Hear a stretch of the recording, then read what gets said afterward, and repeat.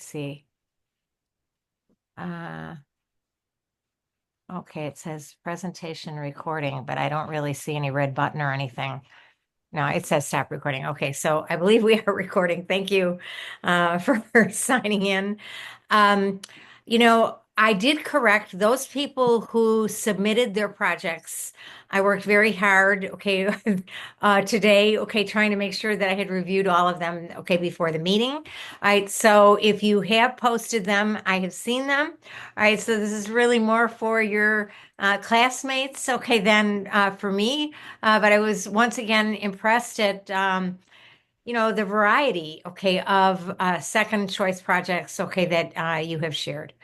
All right, so who would like to present? It says presentation recording. I keep thinking there would be something red, but it's white, so I'm hoping we're good here. Um, is there someone who would like to go first? I don't mind. I guess I'm first in the alphabet, right? All I right, don't, I okay, don't all mind. right. Wait, let me figure out how to do this again. Hold on one second. Okay. Well, I hope all of you are looking forward to a nice spring break, in Can the you can you see it? not yet. No. I think Ugh. it's coming. Okay. No, yes. Uh, yes, no, I can see that you just no. new share. Okay. Let me try again.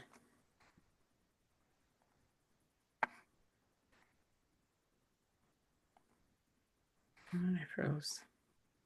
How of those How about people now? who are There it here? is? Yes, Yes? of Okay. those people who are here, who has already shared? There are four people who have already submitted their ethnographic interview. All I'm right. one of them. Okay. Fabulous. Yes, you guys can see it? Yes. Yeah, I wonder if you Okay. can pull it up just a little bit more. All right. Okay, that's good. I think we're good.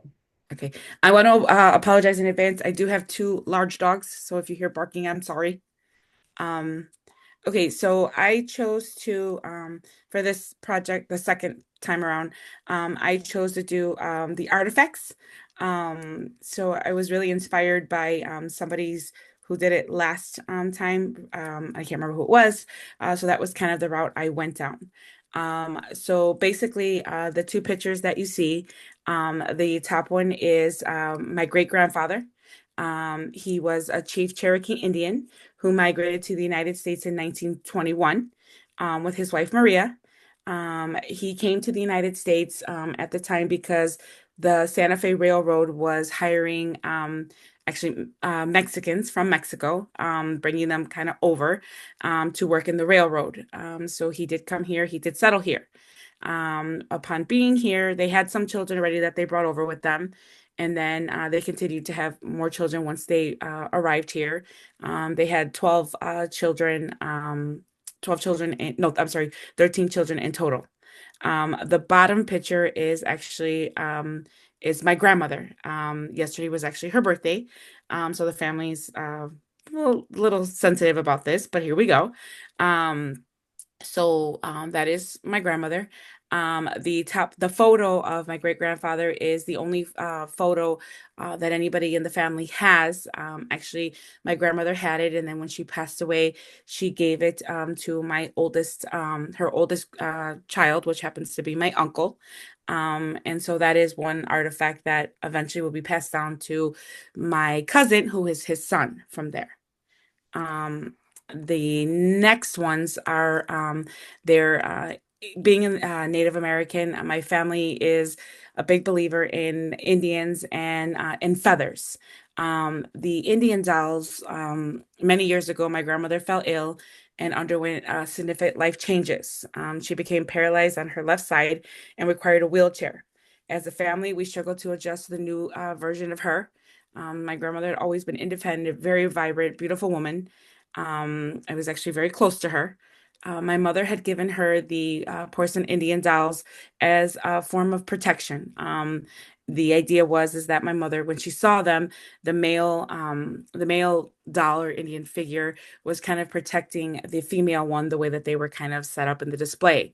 I currently do have the dolls, and they do sit actually above my desk right now as I'm sitting where I am. And so those were, when she passed, my mother obviously took them, and then she gave them to me. And the one female Indian doll, she has a feather. The feather, my family believes that whenever we find a feather or a feather happens to fall in our path, it's my grandmother's way of kind of communicating with us. It's her way of kind of like giving us reassurance, because obviously the family is struggling at the time. When I found that particular feather, my father was basically preparing for open heart surgery. And I am very, very close to my parents, especially my father. And I was I was really struggling trying to figure how to get through all of this. And the feather just kind of appeared at my feet as I was walking from the hospital. So I picked it up and I put it inside of her head as a reminder that, my grandmother is with me. The next slide is the eagle. In the Native American culture, the eagle symbolizes a connection between the spiritual world. This particular plaque was given to my grandfather in 1979. I don't know who gave it to him, but we just know that it was given to him. And my grandmother, once he passed, my grandmother had the plaque in her home. And then when she passed in 2012, the plaque was then given to the oldest daughter, which is my mother. My grandmother had five boys before my mother arrived, being her sixth child and being her first girl. So my mother has the plaque in her room, as just a constant reminder of its meaning and that my grandmother is obviously still with us in some way. My family has always been their beliefs, religious beliefs has always been, the Catholic belief. And with that, there is a Jesus statue that is all glass. The picture doesn't give it a lot of justice, but it is all glass. And it was a gift that my grandmother had received from her oldest brother. And then the statue was promised to my mother. But somehow after my grandmother passed, it kind of made its way to me. She kept the statue on her dresser, and every morning, especially after her stroke, she would say a prayer in the morning before she kind of got out of bed and moved into her wheelchair. And she would just always tell us and always remind us that she was putting herself in God's hands. And so at times, I need to be reminded, my family, I guess, needs to be reminded of their faith. But I especially need to be reminded of my faith. And that the idea is that when I eventually pass many, many years from now, I am to give, or the statue is to be left to my oldest nephew. My mother only had two girls, and my sister had five boys. And so the idea is that it's to be given to the oldest son, as my parents or my mother would say. The last slide is actually the only picture that I have of my great grandparents. And only because of this project, I was able to stumble across that picture. And it basically just, kind of just says that, they established a foundation of our Native American and Mexican culture while guiding our family around the Catholic faith. Over 100 years have passed, but my family still stands strong on the beliefs and the traditions that have been passed on.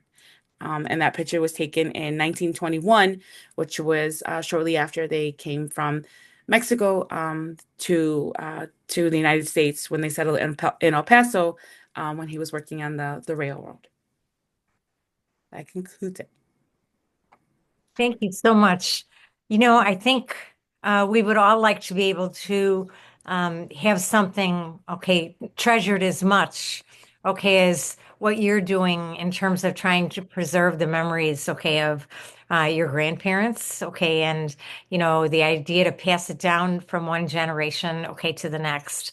And I guess what surprised me about your presentation is, I always hear about Olmecs and Toltecs and Aztecs and Mayans. But I never heard of Cherokees, okay, in Mexico. All right, so I was very surprised, okay, by that. Um, And like many other people in the time period you mentioned, the railroad was a big employer, okay, and an attraction, particularly, okay, out west. So I'm not surprised. And you said Santa Fe, but you also said El Paso. So it was the Santa Fe Railroad, but in El Paso. I got it. Yes, yes, yes. It was hard to get a lot of this information. My one of my mother's cousins had done an ancestry, and so that's where a lot of the pieces were coming from. So it was kind of like mom giving to me, and stuff like that. But yes, and luckily some of the documentation we have is in Spanish. My family, however, doesn't speak Spanish, even though my grandmother did, but my husband does. So he was kind of like, let's translate. So it was a lot going on, but yes, yes, yes. Well, there's something to be said about trying to resurrect recursive language, okay, about the language of our ancestors. And it's nice that your husband was able, okay, to fill in, okay, that way. And I think, thank you for sharing, okay, that it was meaningful for your own family and the idea of the fact that you found in a photograph that you didn't have, okay, before, speaks to how nice this project can be. All right, thank you. Comments from anyone? I just think the project itself that you did is a great just family keepsake. I mean, it's spelled out in really easy to understand language. And as you know, the generations go on in your family, I mean, this project will be something that's telling stories on your behalf, which is awesome. So we're really nice. Thank Uh, you. My nephew that will be starting college in August actually asked me, "Can you send me that?" So I was a little surprised, like he's 19. I was like, "Really? Okay." So yes, yes, it was. And my mother was really like felt honored that I did it. So yes, yes, she did. She did. Yes. Yes. The only thing that the recommendation I would make for all of you is given the nature of this, that we're sharing a lot of information and it's for posterity, I understand. But in the PowerPoint, sometimes our eyes, when we're reading it, only capture about 5 words at a time. So sometimes it's better to say some of this and bullet it, okay, in the actual presentation. But I also understand the merits of a narrative because this is for posterity, for your family, okay? All right. Dana, you're next, I guess. Okay. Thank you. Yeah. All right, I have a video, so I'm gonna try and get that to work. I You do chose the Mariposa one? yes. Okay. All right. It was Yeah. so creative. Okay. Thank you.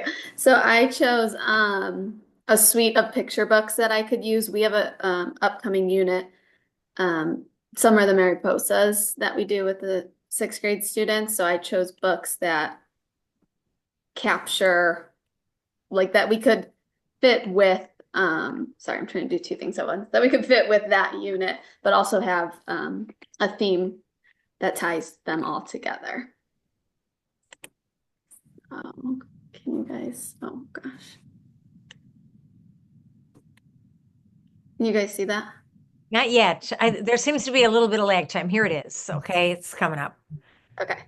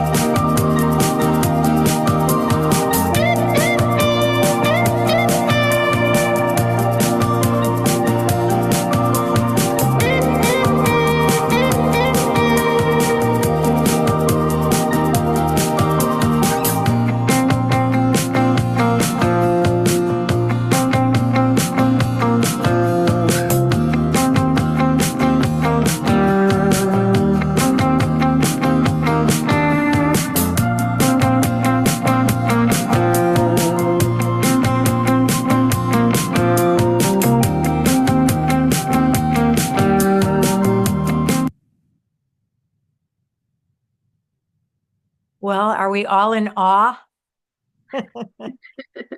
I watched yours, okay, today, and I was really impressed by the variety of butterfly images that you had, okay, as transitions. I know that's a small piece compared, but the way that you tied each book together, and I think some of the strength is that you have also a variety of cultures, okay, that it's not just, okay, one group. And that there are different aspects of immigration, refugees, identity, coming alone, pursuing family. Okay, a lot of themes there. But also, in terms of Common Core, the fact that you have tried to pair the one book with all the others, right, so that they can compare and contrast characters, okay, and the themes. It's really strong. Um, and the only, while you have mentioned the connections in each book, the only other thing that would make it stronger would be if you were to come up with the activities. So, but I'm Great. sure you will develop that.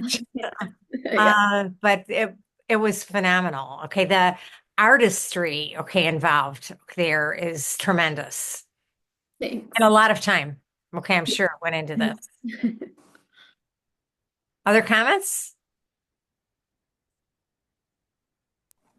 I thought it was absolutely beautiful the way that you did it. I'm actually kind of jealous. I don't know how to do those things. That was they, Canva does a they, lot.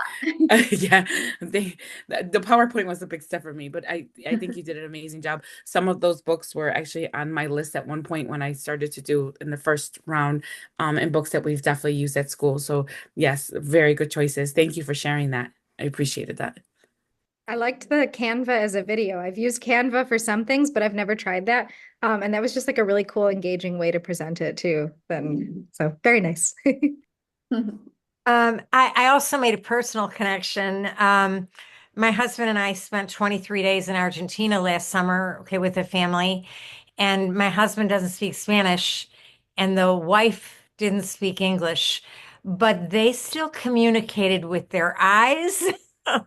And we also helped translate for them. Okay, but it just reminded me of, the bonding, okay, the between the grandmother and the child, even though they didn't speak the same language. That's a good book. Yeah, definitely.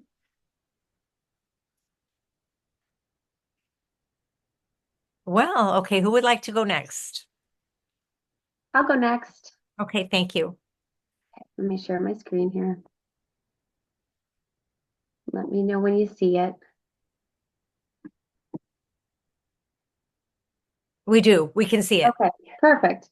So I know there was someone in project one who also had read this book and did a presentation on it. I also did this book. And I'm glad I chose a book because I think, I read to do all the things I have to do during the day, but to read a book, to really absorb it and take it in is another thing and feels like a form of self-care. And I appreciated reading this particular book while taking this course because I think I would have read it on such a shallow surface, even though it's very complex, but to be able to do the critical thinking as I read it and really dive into all the different complexities that made this book what it is, I think I got so much more from it because of that. So I read The Absolutely True Diary of a Part-Time Indian by Sherman Alexie. This is a picture of him here. Just a little table of contents. This picture shows like the Indian reservation, this way, and then just kind of looking out into other opportunities and having hope and imagining a life for oneself, wishing for more, for better, for what am I to become? What's my purpose, my path? So I figured I'd dive into the main characters without giving too much away, talk about some of the themes, and there were so many themes.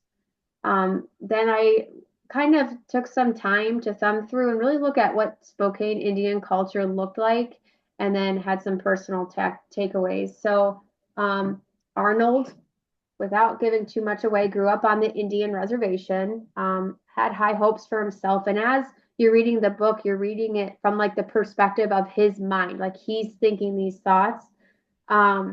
and you really get to love him. And you just want the best for him, and you want him to thrive in all situations, but you hear his internal struggles throughout the book.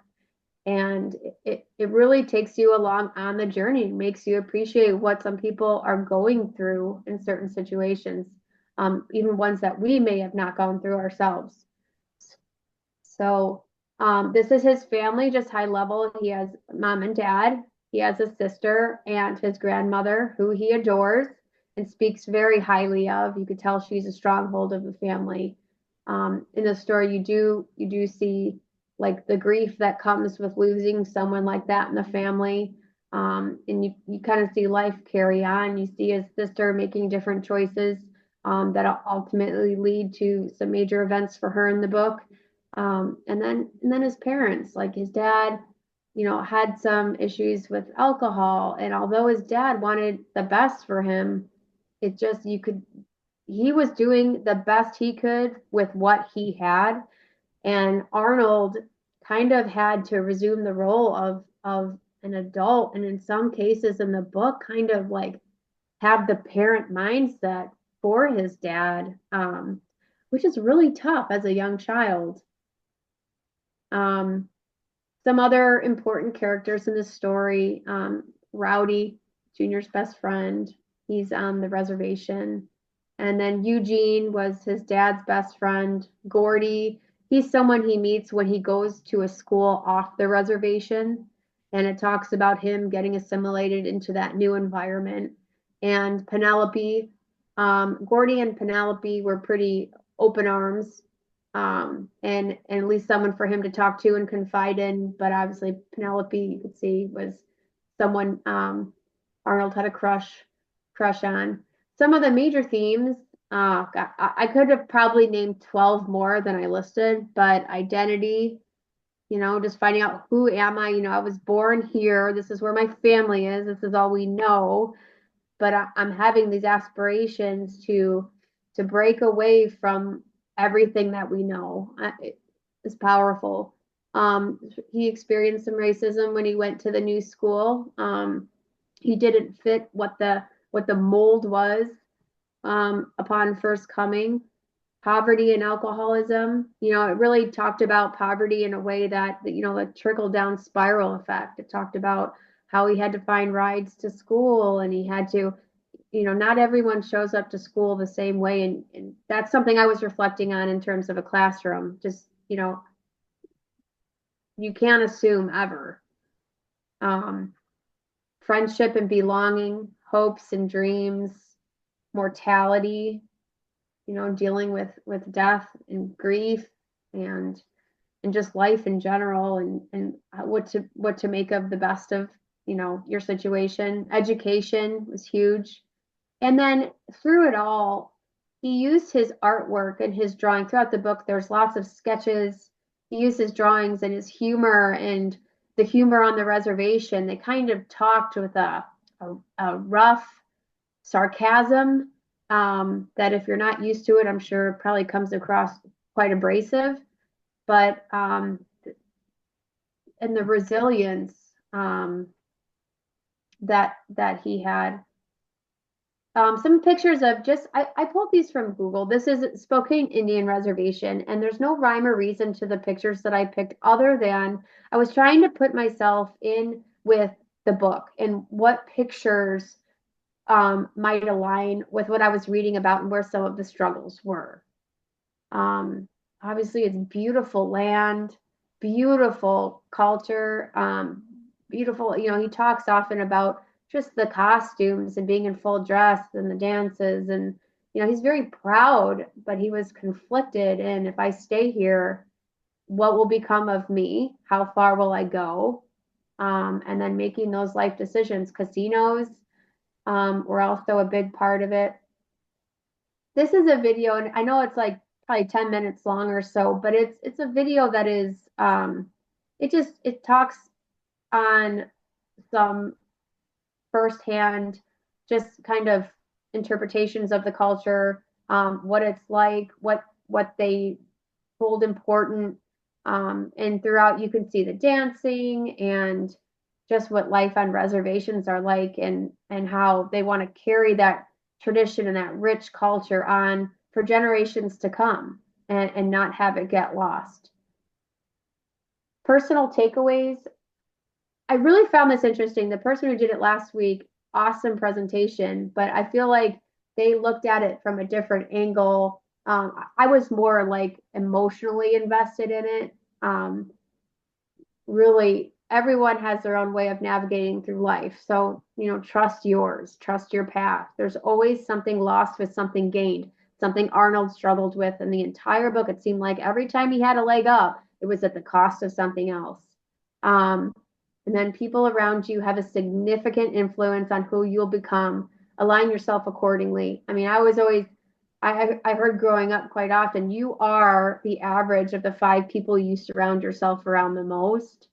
Um, and you just kind of like go into that mold. And I think Arnold kind of had that same kind of mindset and was aware and knew that if he stayed, he had to kind of change his sphere of influence, um, to help him move on in his path and his journey. Never losing the love for his family, but he just really matured a lot. And everything that he did, it felt like in the end was all in support of not just his own path, but in making his family, his cultures, his traditions proud.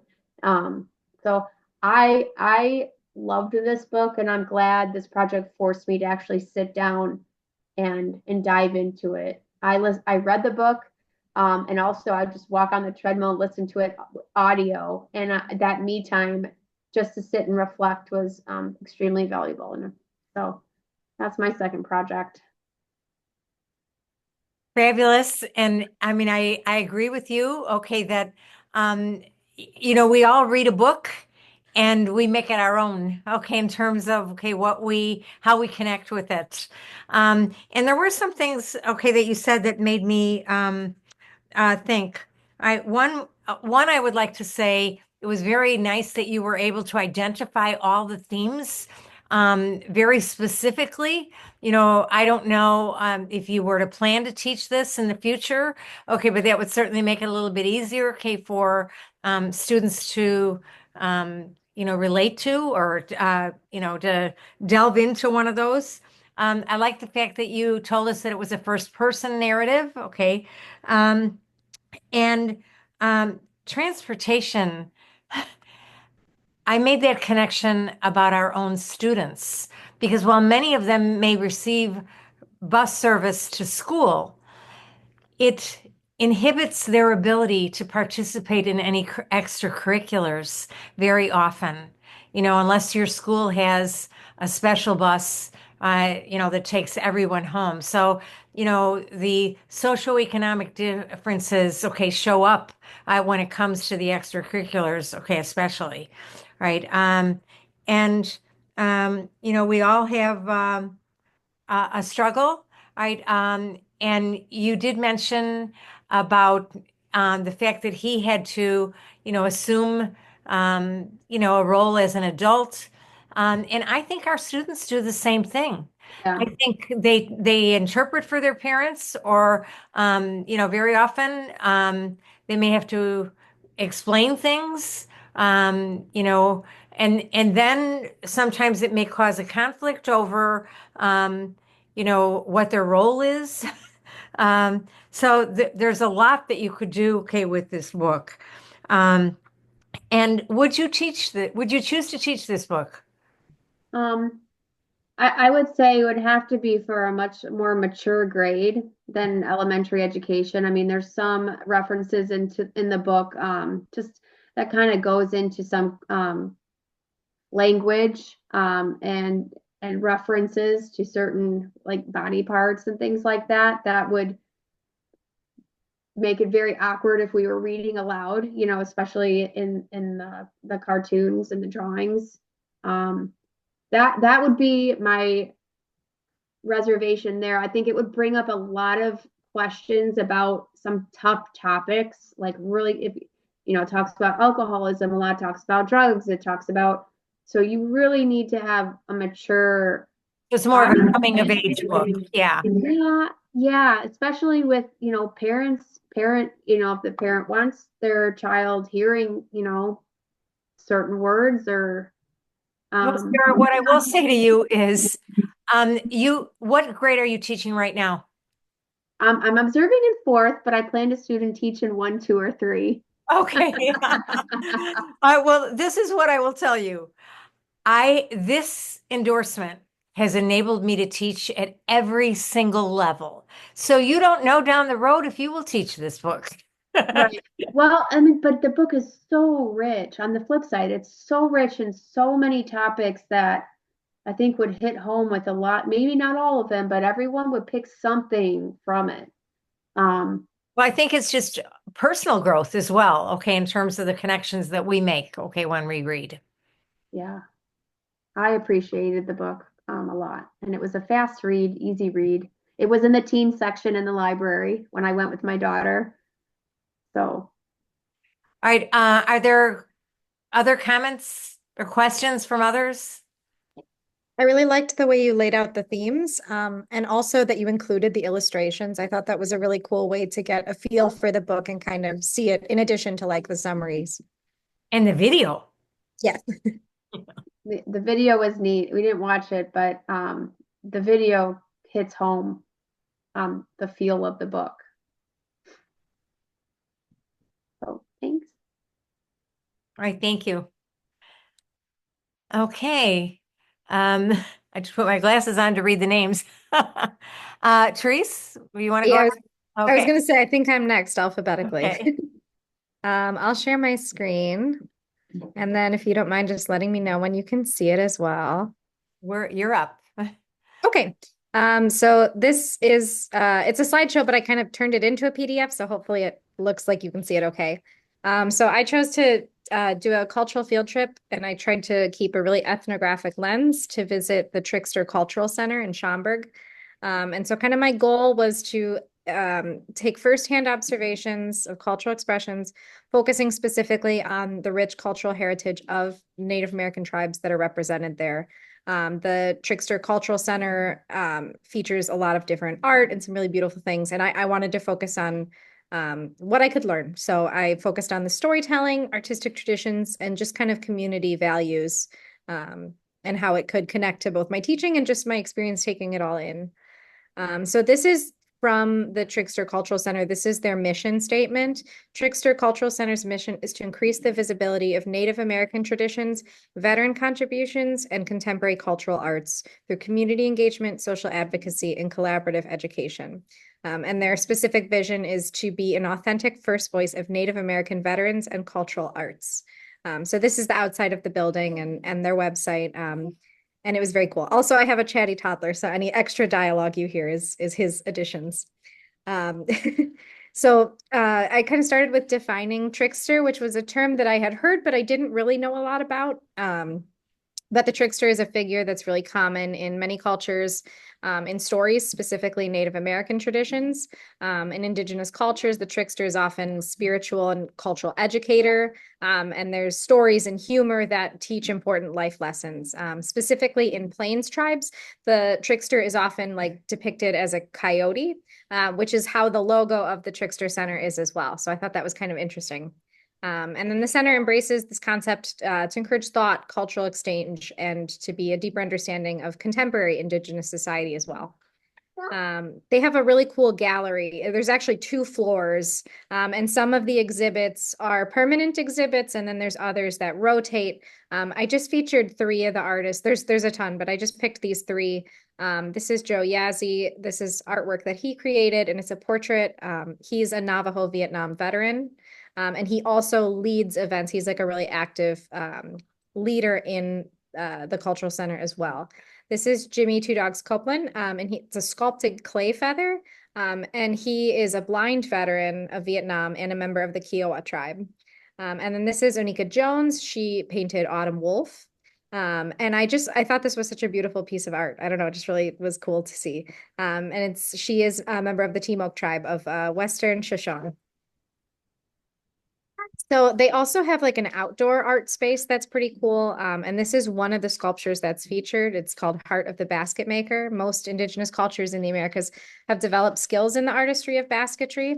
And this sculpture honors the skills and people who developed this art style. And this was on the plaque. I just wanted to include it because I thought it was cool. It says, the star motifs represented in the tablita or headpiece are symbols from many different cultures representing their connection to the universe. The sculpture was cast in bronze using the time-honored lost wax process. One of the really cool features that they have, and this is one of their permanent exhibits, is they have this wall of honor. And it's dedicated to Native American veterans, and it showcases them as individuals. So it has their photographs, their tribal affiliations, their service records, where they served, when they served. And there was a specific feature that really highlighted the use of indigenous languages in the Code Talker operations during World War II, which I know is something we talked about in our last Zoom presentation as well. And it specifically features the story of Charles Shea, who was awarded the Silver Star for his valor serving as a combat medic. So it was really cool to kind of put individuals to a bigger story. Kind of cool to see it personalized. They also are really active in legislation. And so in 2023, there were 3 laws that were signed by Illinois Governor Pritzker, and the ceremony actually took place at the gallery at the cultural center. And so they have like a section that's kind of dedicated to it and with the pictures. And they're kind of explained here, but the 3 things are, one of them is that Native American history is mandated to be included in Illinois public school curriculums, and with specific focus on genocide, discrimination, and tribal sovereignty, forced relocation, and making sure that that is included in our history.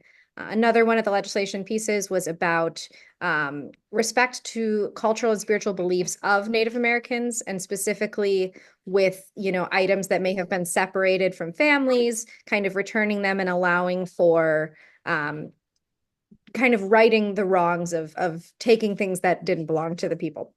And then the last one was about school dress code policy, allowing students to wear cultural or religious attire in school settings. And they specifically mentioned graduation ceremonies being a time where this could be more prevalent. So making sure that no school can prohibit a student from wearing an item of cultural or religious significance. In addition to being an art gallery and a cultural center, they also have a really strong focus on teaching and education, which I thought was really cool. And they have a specific gallery devoted to learning, and it has just like a really comprehensive look at different various regional and national indigenous cultures. There's some specific tribes displayed, and it also has like a children's center that's kind of like a hands-on walk through native lands exhibit. And it's designed to be interactive. It's designed to be teaching. And I thought that was like a really cool way. A lot of times I think sometimes museums or art galleries are hands off, you observe but don't touch. So it's kind of cool that it's encouraging you to kind of take an active role in the experience. They also host a ton of events, which is really cool. They bring in musicians, dancers, they host concert series, they have speakers, they do celebrations. They also do workshops designed for different age groups. So they might do like talks for adults, but then they also have groups for kids. So it's just some really cool offerings there. And these are some pictures from some different events that they've had recently. They also have a really strong focus on being active in the community, and they host different programs together with the community. Some of them are specifically for veterans, Native veterans. There are some for domestic violence, groups for women, groups for recovering addicts. They also have some youth groups and youth programs. They host some summer camps. So a lot of really cool different programs that they bring. And then this was kind of what I learned. Indigenous culture, of course, is not a monolith. I mean, there's a lot of variation, and so you don't want to lump it all together. But there were some cultural values that I really noted throughout the experience. And these were kind of the 4 main ones: nature and such a profound respect for nature and the interconnectedness of all living things. And the value of storytelling, the way that we pass down so much of our culture through the stories that we tell, and on keeping those alive and how important that is. history, both past and present, kind of sharing our history again to keep it alive, to keep our, our culture active, and still, relevant. And then just the really strong sense of community. There's the interconnectedness, and there's really just like a collaborative nature throughout. So it was a very cool experience. And these were just a little bit of my personal reflection. I tried to kind of think of through the course, how I took this in different than maybe I would have without thinking about an ethnographic lens. So I kind of tried to be aware of maybe things I might jump to conclusions without thinking about, just kind of by my own natural biases, things that you don't even consider when you're not actively aware of it. So I tried to just take it from a really curious place and be really open. And I personally had a pretty limited understanding of Indigenous culture. So I wanted to make sure that I came from a place where I was willing to learn and be open. But it was a really powerful experience for me, and the storytelling, art, the interconnectedness, those were things that really resonated with me. And it was something that I really enjoyed. I'm glad I got to do this project. It was a cool experience. So, and these are just a couple more pictures. So thank you. Wow.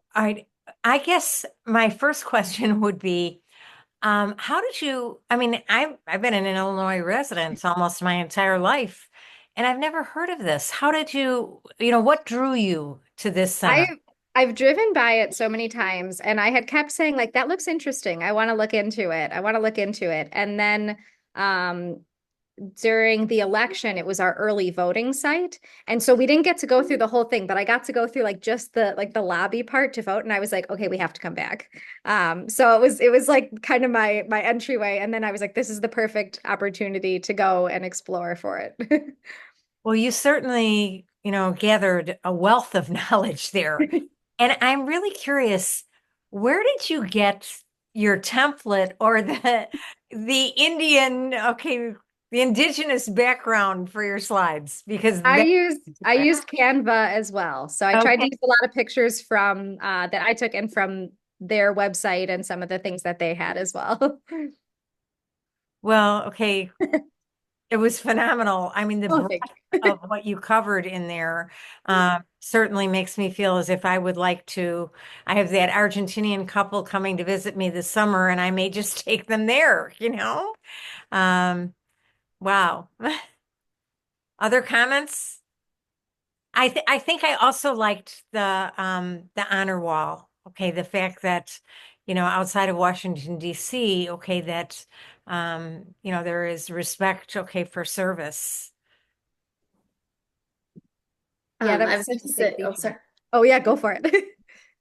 I was just gonna say at our school we do 3 field trips a year, and so we were just today brainstorming our last field trip. So this would be an awesome one to take. I think for middle schoolers would be great for them too, and just kind of connect it to the curriculum. So thanks for sharing. I'm definitely gonna bring it to the team tomorrow. Oh, excellent.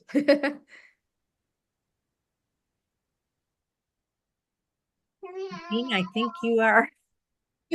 Chatty little guy. Are you ready to share? Yes, I All am. right, fabulous. Let me share my screen.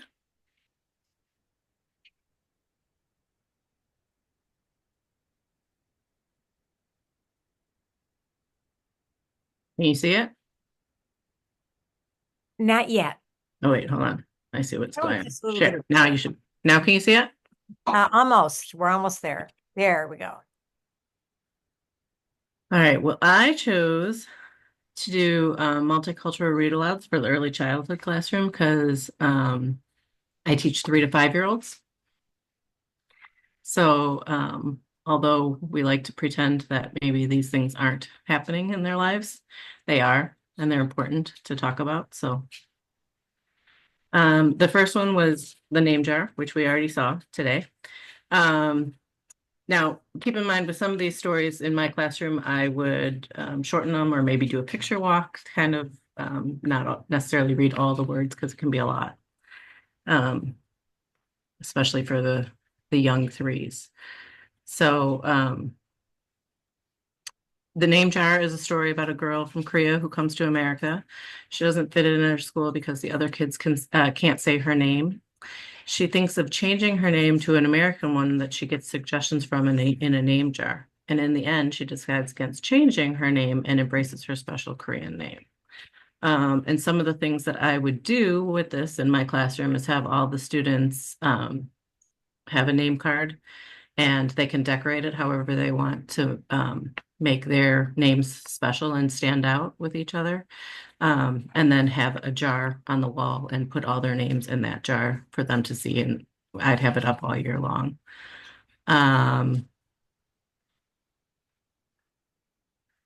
Hold on, you guys, your pictures are all blocking my words. There we go. Okay, sorry. Give the students a picture of a jar and have them draw and write things that they like about themselves in the jar. And then in preschool, we also sing the name song. I'll spare you guys my singing voice, but it celebrates all of their each of their names. We go around and it goes names are not the same. So that is something that we sing a lot in the beginning of the year, and I thought it went along with this book perfectly. So The Colors of Us is a story about a little girl named Lena who wanted to paint a picture of herself, but is confused about what color to use for her skin. She takes a walk with her mom and observes what other people look like and discovers that brown comes in many colors.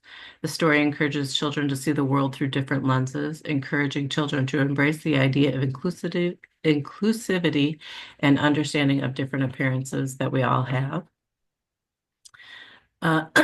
So for this book, I would have cut out circles with the multicultural construction paper. Or if you didn't have that, you could cut them out on any color construction paper and use the multicultural crayons and have them pick one that they think matches their skin tone the best, and then have them use different materials like yarn, crinkled paper, buttons, crayons to create a picture of themselves and display them in the classroom. Also, you could have a discussion about what makes each one of us unique.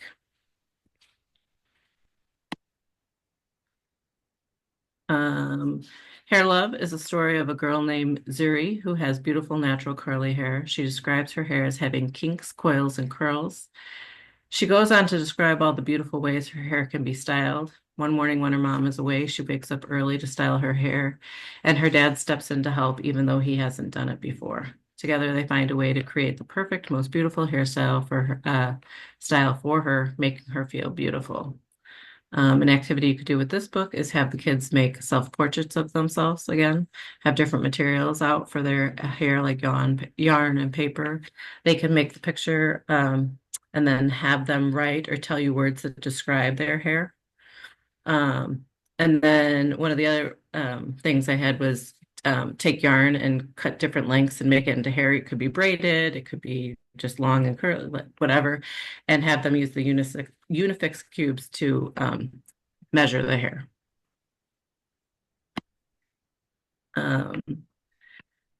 Whoever You Are by Mem Fox is a picture book that teaches us that even though we are all different, we are also similar. Our words, home, skin, and countless other things may be different from each other, but our hearts, smiles, and hurts are all the same, no matter where or who we are. It teaches us to embrace our differences and to recognize our similarities.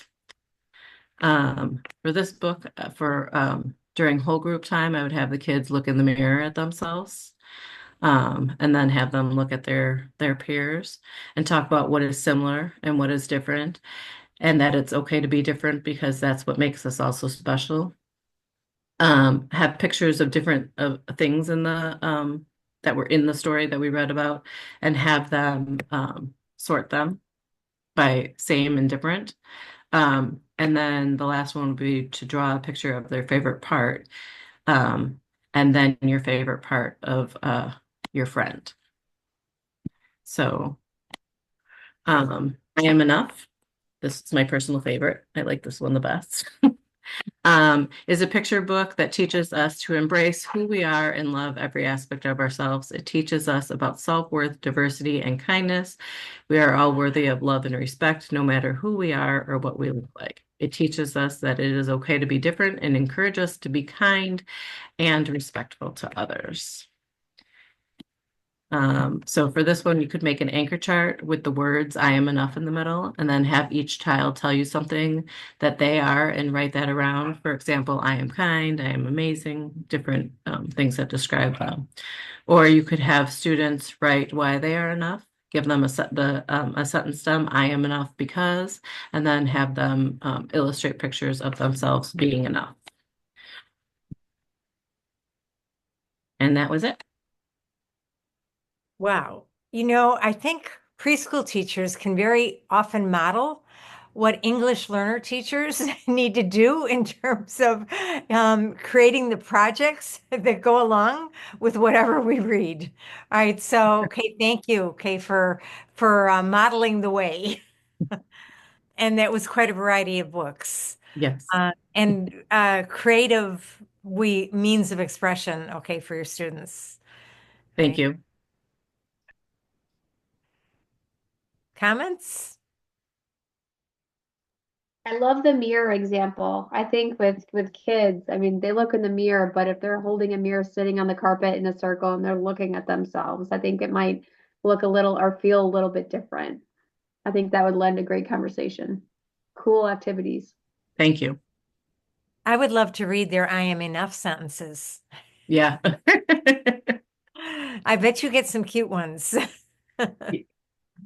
I'll have to test it out. I haven't done that book, but I'll Okay, have to all test right. it out. I'll let you know. I'll keep you informed.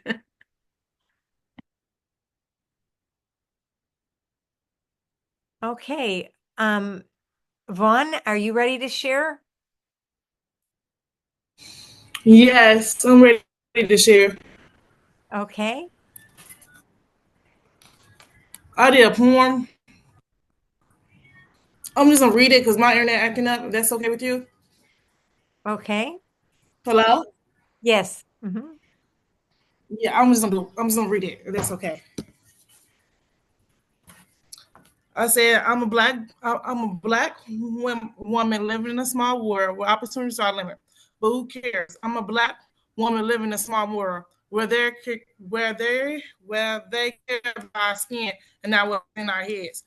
Where we struggle and people turn their but please don't leave this poor woman in this small world where people don't believe but want to achieve, where beauty serves no purpose in this world more than education. Sadly, lonely, depressed world. Please, woman, get away from this world where it serves no purpose, where we begin, where we poor was an accident, it was on purpose. Hello?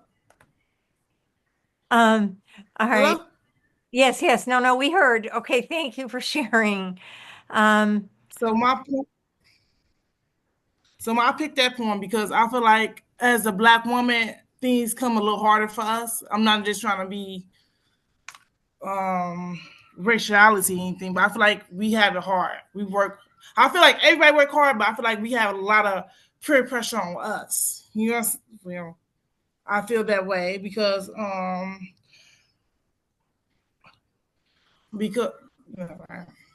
don't want to racial. Never mind, that's it.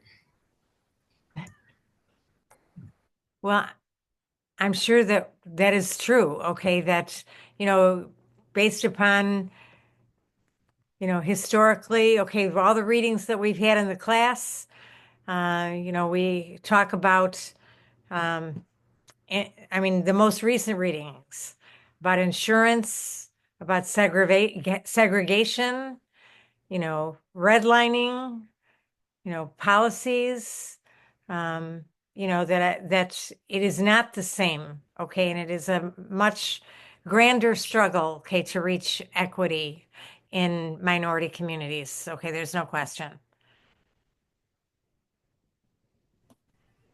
Comments? Yeah.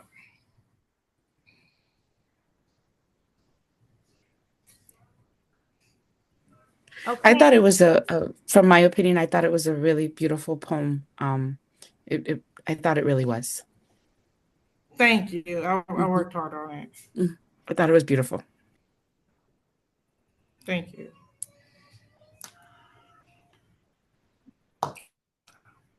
Okay, well, and I think that all of you have shared, and I really appreciate the fact that you did come in and that you were, well, I was able personally to see, okay, all of these online, for you to be able to share with one another without having to form the groups.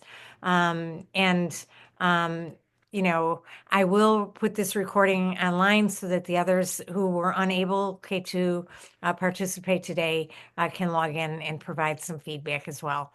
At this point, for those of you who have not already submitted your ethnographic interview, are there any questions?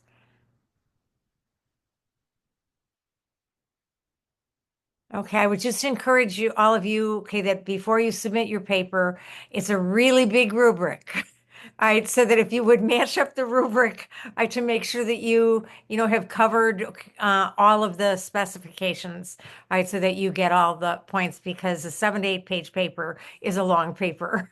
All right, and I hope that that if nothing else, okay, that I think that's kind of one of the highlights, other than the self-exploration and the projects that you've done, to really understand, right, what it's like, for a newcomer, right, the struggles that they experience, the pride that they have, the resilience, okay, that's a theme as well, right, and that you also realize that it's not the same for everyone.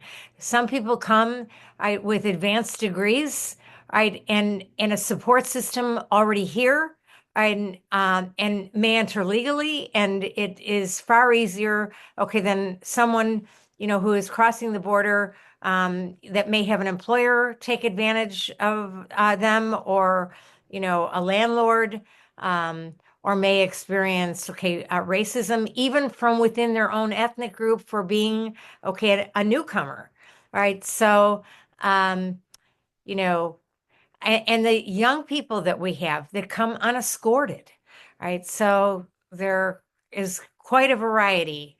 And it's a chance for you, okay, in these interviews to learn, not necessarily about your own ethnic group, okay, but about someone else's, okay, experience and how they understood, okay, education, what difficulties they experienced, and what were the support systems, okay, that they had, and how they struggled with language, and what agencies in the community were helpful, or what churches, or what family members, um, and and just let them tell their stories. Well, I have enjoyed working with you.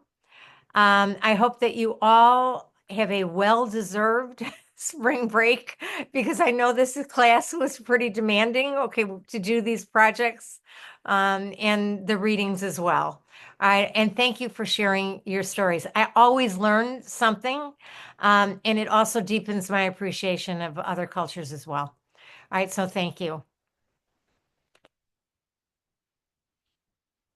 Okay, you're free to turn to sign off. Thank you so much. Okay.